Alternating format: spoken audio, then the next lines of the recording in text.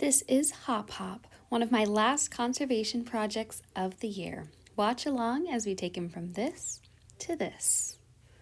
After a bit of research, this is what I found Hop Hop to have originally looked like in 1976.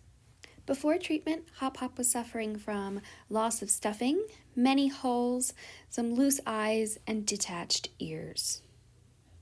After a quick vacuuming, I used 2 curved needles to stitch up all of his many tears, replacing some of the lost structure with new polyfill as I went along.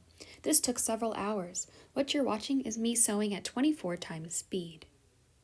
Next up was wet cleaning, starting with a soak in cold water, and then a cold bath with surfactant or conservation-safe detergent.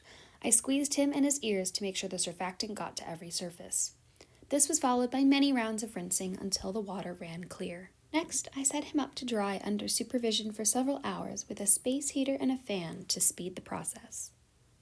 One of Hop Hop's biggest issues was his eyes. Before his bath, I removed the eyes because they had metal components that shouldn't get wet. I had to figure out how to put them back together so that I could safely stitch them back where they belonged. By adding a piece of muslin, there was a wider surface to stitch into under the weak areas of fabric around the eyes. Once I was able to wiggle the muslin flat and get the eyes back into place, I used a curved needle to sew several concentric circles around the eyes so that they would be as secure as possible. Finally, I stitched his ears back into place. And here is Hop Hop after treatment was complete, standing up straight all on his own.